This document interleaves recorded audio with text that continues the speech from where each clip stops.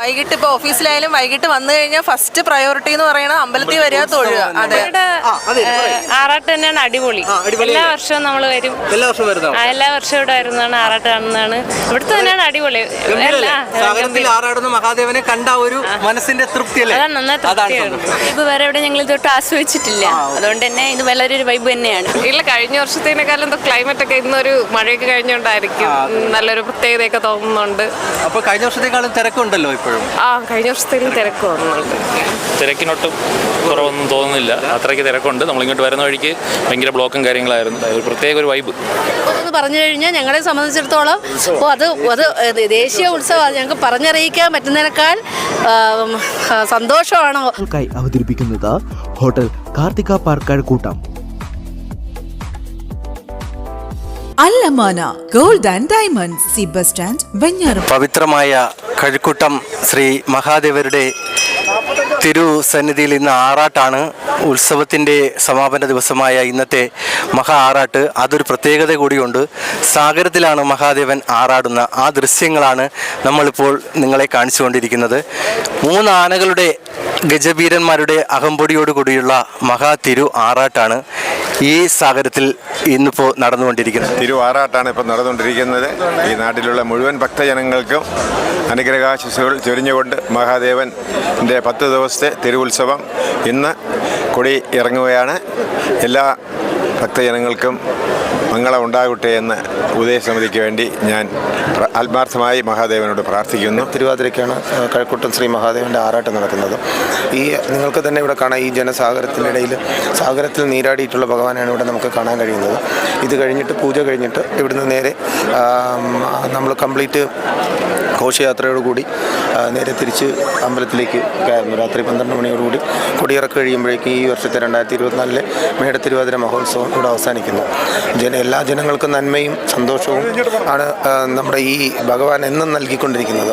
അതുകൊണ്ടാണ് നാനാദേശത്തു നിന്നും ജനങ്ങളെന്നും ഭഗവാനെ കാണാൻ വരുന്നത്. നിങ്ങൾക്ക് തന്നെ ഇവിടെ കാണാം, ഈ കൂടുതലും കഴക്കൂട്ടത്തുള്ള ആൾക്കാരല്ല, നാനാദേശത്തു നിന്നും ഇവിടെ എത്തുകയും ഭഗവാന്റെ ആറാട്ടിൽ പങ്കെടുത്ത് മുന്നോട്ട് പോവുകയും ചെയ്യുന്നു.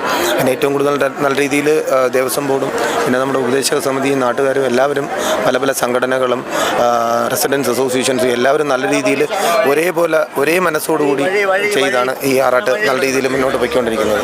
അതുകൊണ്ടാണ് ജനങ്ങൾ ഒരിക്കലും മഴയല്ല ഇടിയല്ല ഇനി എന്ത് സംഭവിച്ചു കഴിഞ്ഞാലും ഈ നാച്ചുറലായിട്ടുള്ള എന്ത് കലാമിറ്റീസ് വന്നു കഴിഞ്ഞാലും അതിനെയെല്ലാം വകവയ്ക്കാതെ ഭഗവാന്റെ ആറാട്ടിന് വേണ്ടി എല്ലാവരും പൂർണ്ണ മനസ്സോടുകൂടി തന്നെ ഓം നമഃ ശിവായ മന്ത്രങ്ങൾ ജപിച്ച് എപ്പോഴും ഭഗവാന്റെ കൂടെ ഉണ്ടാവും.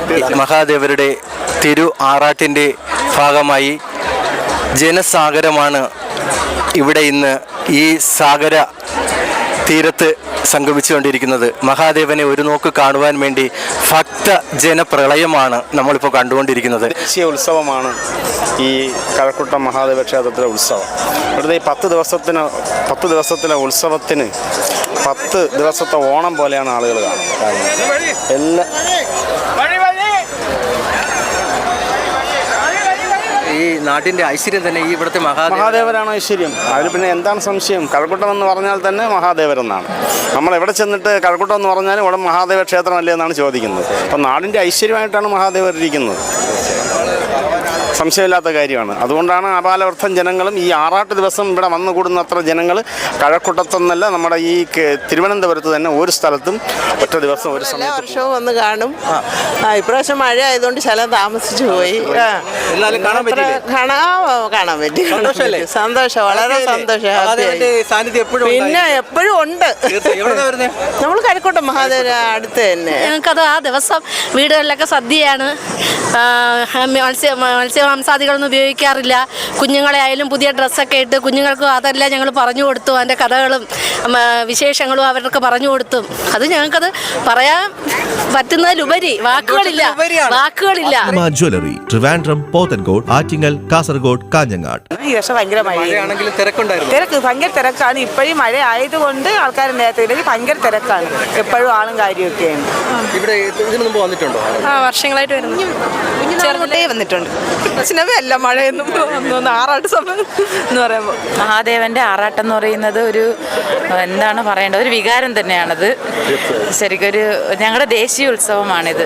എത്ര മഴയായാലും എന്തൊക്കെ പ്രശ്നങ്ങളെന്ന് പറഞ്ഞാലും ഈ ദിവസം ഞങ്ങൾ തീർച്ചയായിട്ടും ഇവിടെ വന്നിരിക്കും. ഞങ്ങൾ മാത്രമല്ല, ഈ കഴക്കൂട്ടം മുഴുവനും ഇവിടെ എത്തുന്ന ഒരു പ്രത്യേക നിമിഷമാണ്. 10 ദിവസം നീണ്ടു നിന്ന ആ തിരു മഹോത്സവത്തിന് ഇന്ന് ആറാട്ടോടുകൂടി കൊടി സമാപിക്കുകയാണ്. സാഗര തീരത്തു നിന്നും ക്ഷേത്ര സന്നിധിയിലേക്ക് പ്രവേശിക്കാൻ പോവുകയാണ്.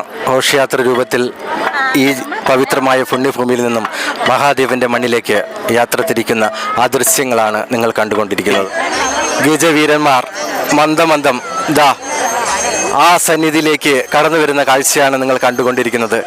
3 ഗജവീരന്മാരുടെ അകമ്പൊടിയോട് കൂടിയുള്ള ആ മഹാദേവന്റെ തിരു ആറാട്ട് കഴിഞ്ഞ് മഹാദേവൻ ആർത്തുല്ലസിച്ച് ആ ഗജവീരന്മാരുടെ പുറത്തു കയറി സഞ്ചരിക്കുന്ന ആ മഹനീയ കാഴ്ചയാണ് നാം ഏവരും ഇനിയിപ്പോൾ സാക്ഷ്യം വഹിക്കാൻ പോകുന്നത്. ഭഗവാന്റെ തിടമ്പെടുക്കുന്ന ആ മഹനീയ ഭക്തിസാന്ദ്രമായ നിമിഷമാണ് നാം ഏവരും കണ്ടുകൊണ്ടിരിക്കുന്നത്.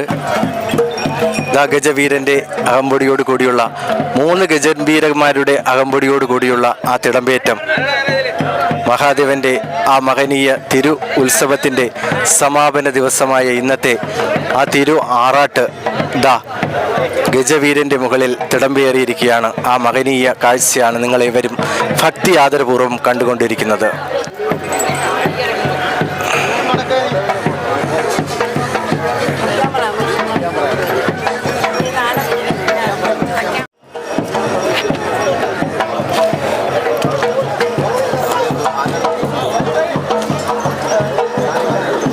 ഈ ഘോഷയാത്ര രൂപേണ മഹാദേവരുടെ തിരുസന്നിധിയിലേക്ക് തിരുമണ്ണിലേക്ക് യാത്ര തിരിക്കുകയാണ്. ആ പവിത്രമായ കാഴ്ചയാണ് നാം ഇവർ കണ്ടുകൊണ്ടിരിക്കുന്നത്.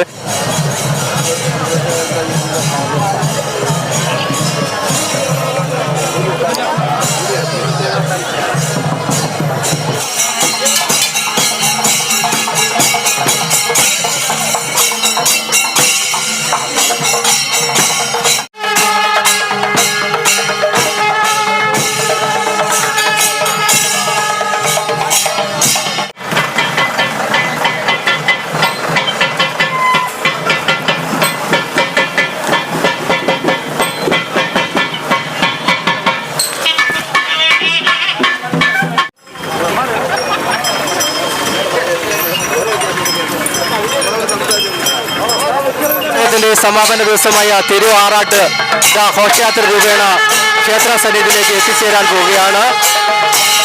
ഈ ക്യാമറമാൻ നന്ദകുമാറിനൊപ്പം രജി പച്ചക്കാട് കഴിവുട്ട.